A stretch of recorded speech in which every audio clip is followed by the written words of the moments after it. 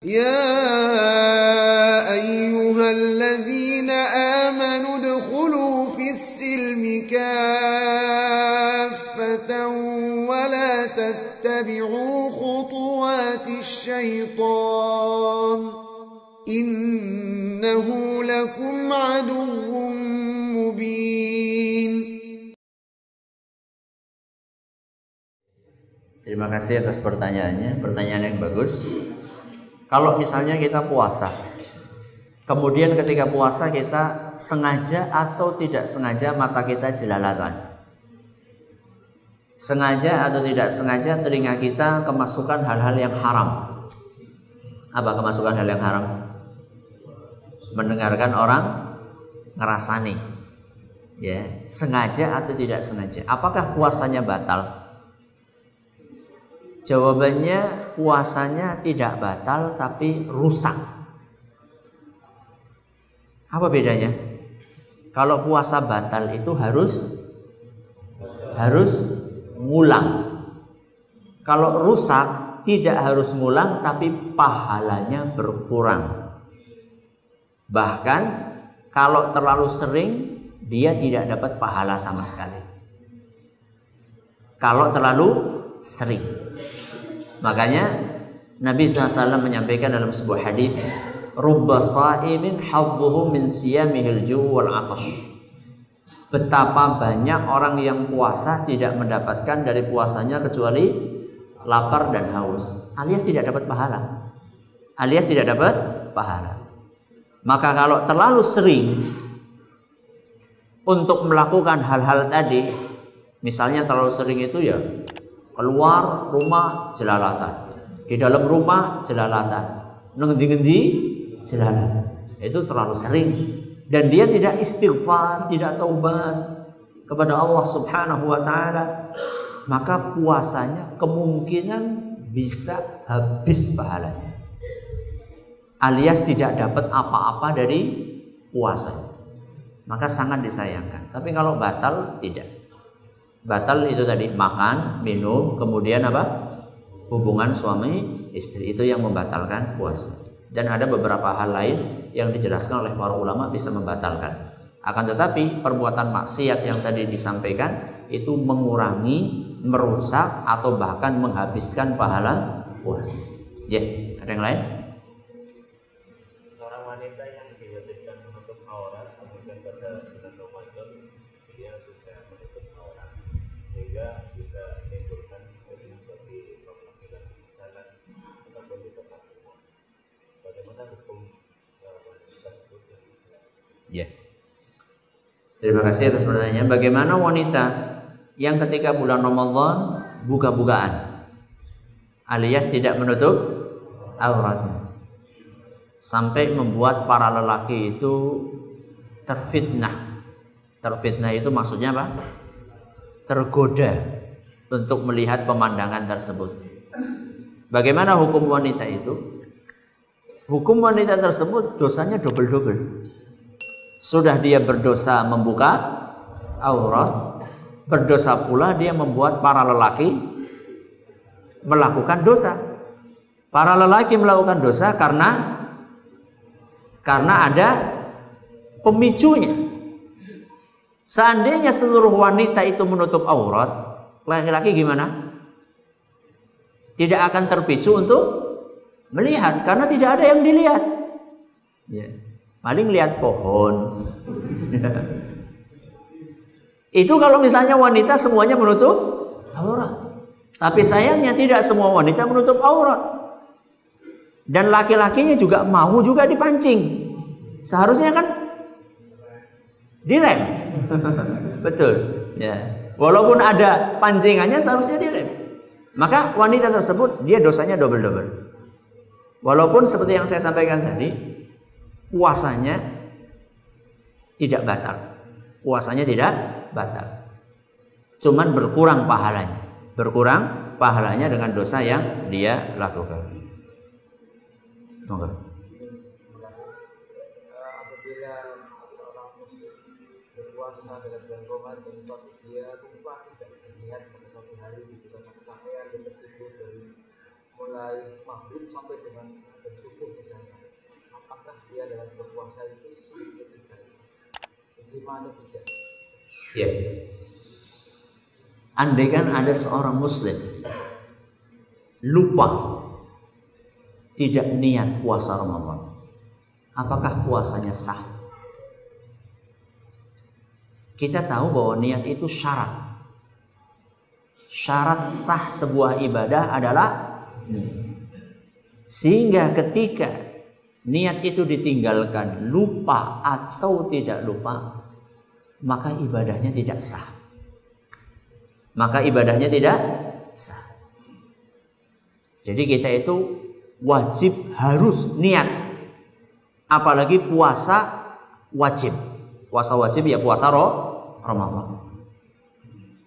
Sebelum masuk waktu subuh sudah harus berniat.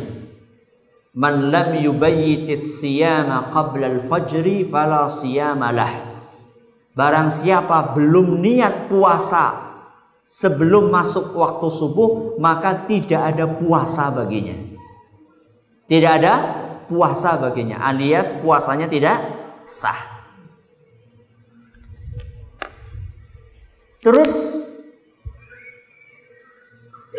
apakah yang namanya niat itu harus diucapkan? Atau cukup sesuatu yang terlintas di dalam hati, keinginan untuk melakukan puasa? Kita kembalikan kepada definisi niat. Niat itu adalah al-qasdu alal amali. Niat itu adalah keinginan untuk melakukan sebuah amalan. Keinginan untuk melakukan sebuah amalan. Keinginan itu tempatnya di hati apa di lisan? Di dalam hati. Sehingga ketika dia mau tidur isya, dia sudah tahu di dalam hatinya bahwa besok dia akan apa?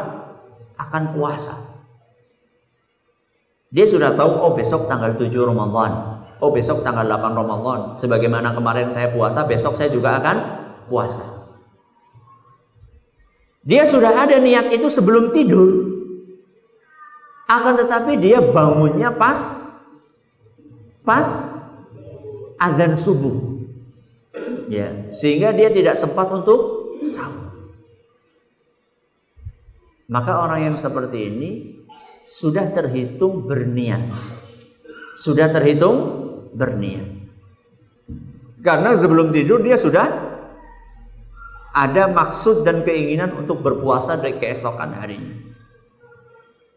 Atau ada orang bangun tidur, ya, sebelum tidur dia belum sempat berniat, begitu bangun 5 menit tinggal sisanya dia segera makan, minum dengan niat untuk apa?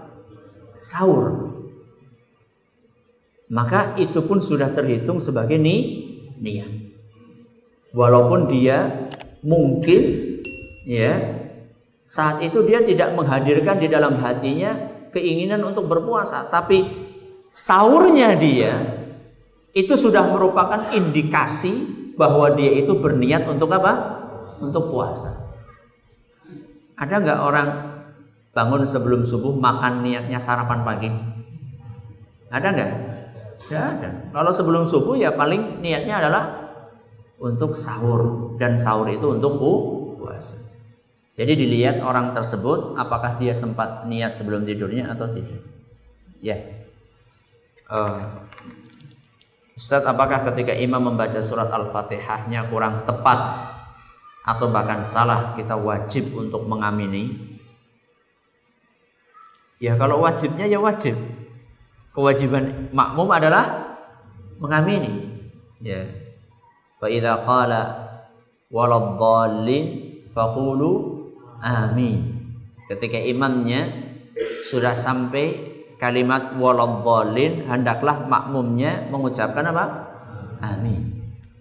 Jadi makmum punya kewajiban, imam punya kewajiban.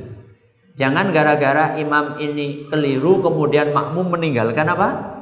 Kewajibannya. Seperti seorang suami terhadap istri. Suami punya kewajiban? Punya kewajiban enggak? Punya. Istri punya kewajiban enggak? Punya. ketika suami tidak menunaikan kewajibannya, tidak boleh dijadikan alasan bagi istri untuk tidak menunaikan kewajibannya. Contoh, suami kewajibannya adalah memberi nafkah. Ketika suami tidak memberi nafkah, itu tidak bisa dijadikan alasan bagi istri untuk tidak menunaikan kewajibannya sebagai seorang istri, yaitu melayani suaminya. Jadi gak boleh. Kenapa kamu tidak melayani istri? Kenapa ibu kamu tidak melayani suamimu? Suamiku tidak menunaikan kewajibannya. Anda punya kewajiban, sebagaimana suami juga punya kewajiban. Sebaliknya juga sama.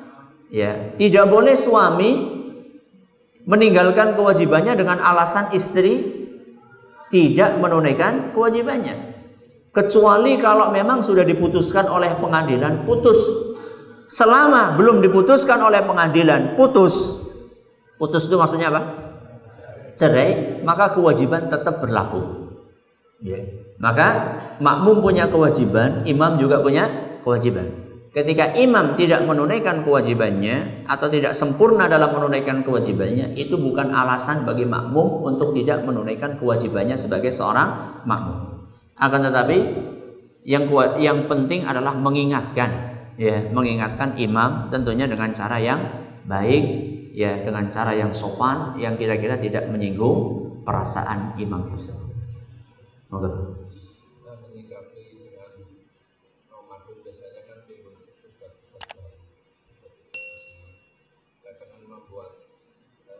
Nilai daripada Ustaz itu lebih rendah. Kadang karena keterbatasan ilmunya dia bisa sendiri nanti. Bagaimana untuk menyikapinya? Ya. Bagaimana menyikapi munculnya ustadz-ustadz baru di bulan Ramadan? Apa maksudnya?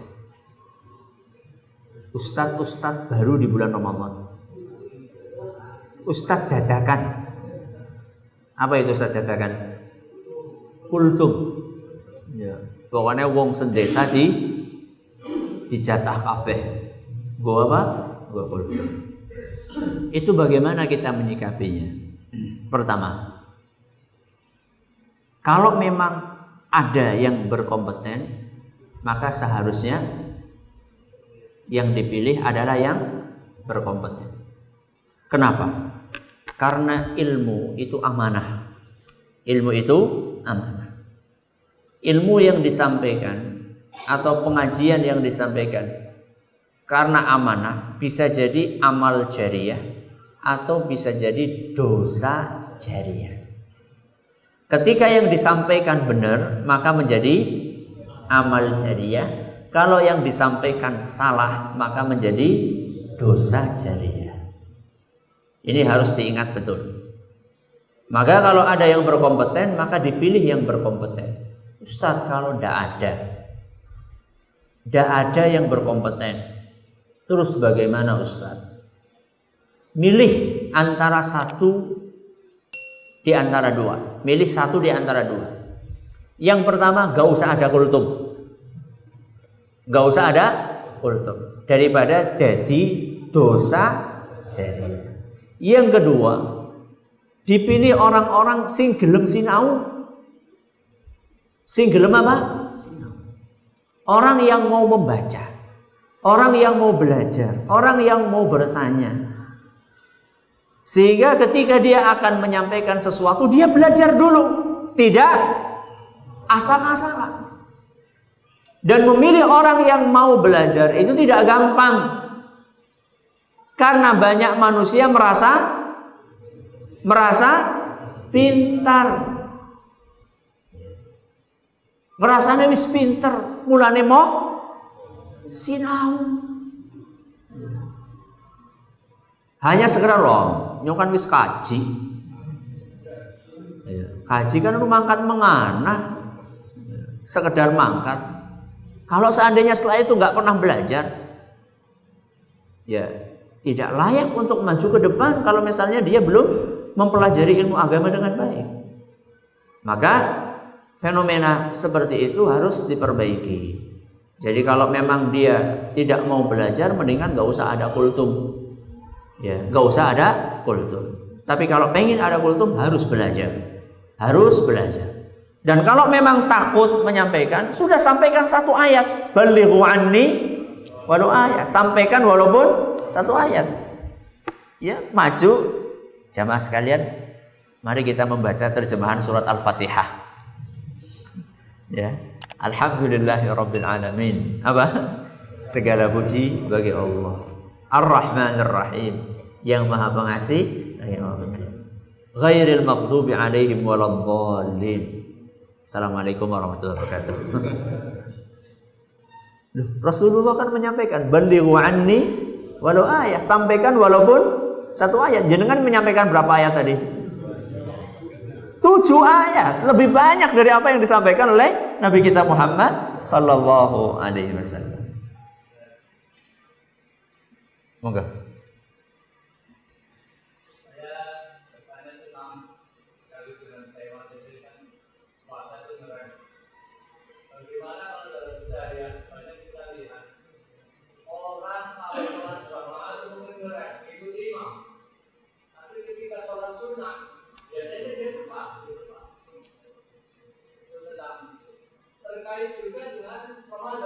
Ya.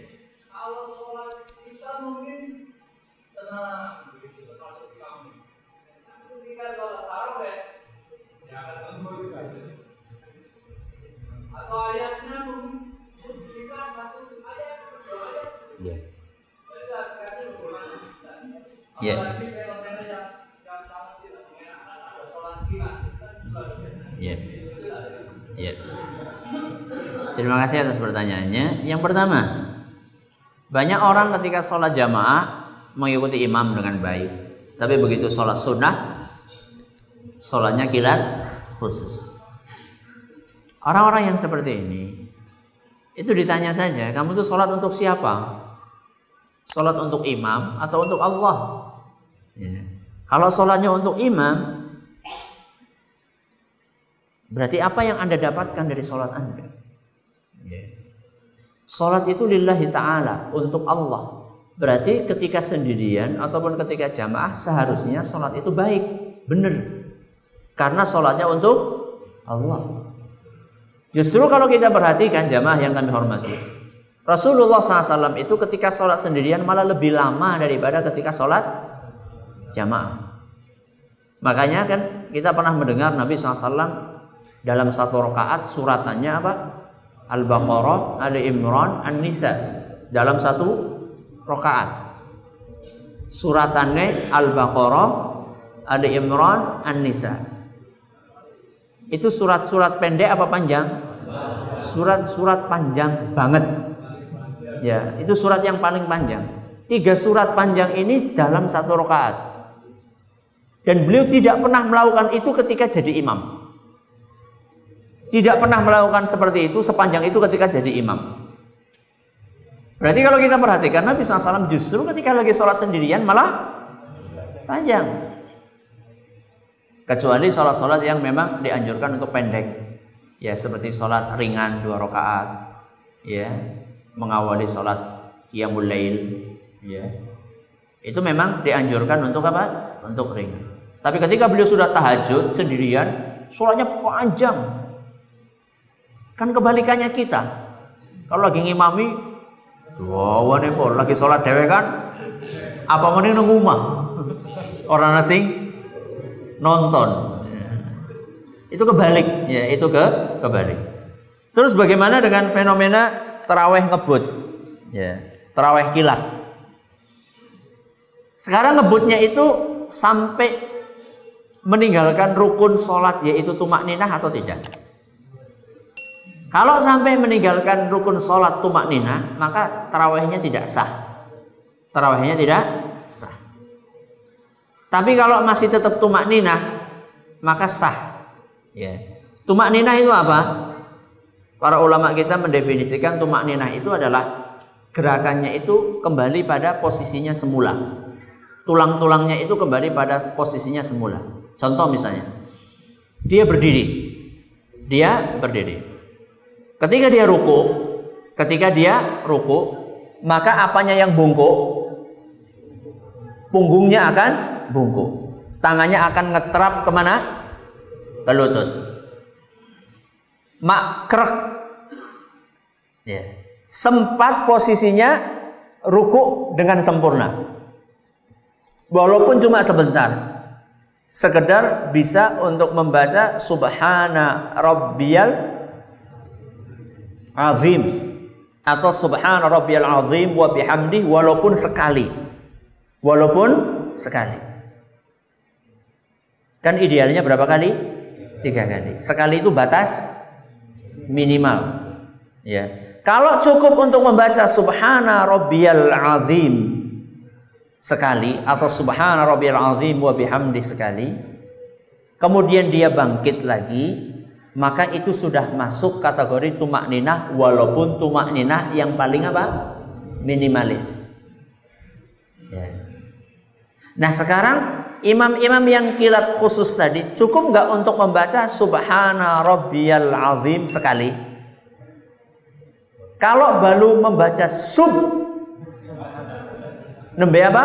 Sub terus wis menya, berarti ini tidak memenuhi kategori tumakninah minimal, apa mending maksimal. Maka sholatnya tidak sah. Sholatnya tidak sah. Dan jangan makmum di belakang imam yang seperti itu. Mubah.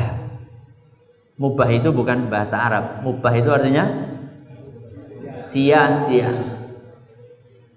Maka keliru ya sebagian jamaah yang malam pertama itulah malam penentuan untuk mencari masjid yang imamnya paling cepat. Maka setelah itu langsung di-share. Ya, malam hari itu ranking pertama adalah Masjid Anu. Maka besok ke sana semua. Ranking terakhir Masjid Anu. Besok sepi. Ya. Jangan seperti itu. Jadi kilat itu tergantung tumakninah atau tidak. Kalau membaca satu ayat tidak apa-apa, boleh. Ya, boleh. Tapi ya jangan terlalu pendek lah. Satu ayat itu jangan alif lam mim gitu. Atau yasin, atau nun, atau sod ya. Jadi kalau satu ayat ya apalah ya yang agak panjang dikit gitu ya. Wallahu taala ala wa alam. Terima kasih atas perhatiannya, mohon atas segala kekurangannya. Mari kita tutup dengan membaca subhanakallahumma wa bihamdika asyhadu an la ilaha illa anta astaghfiruka wa atubu ilaik. Assalamualaikum warahmatullahi wabarakatuh.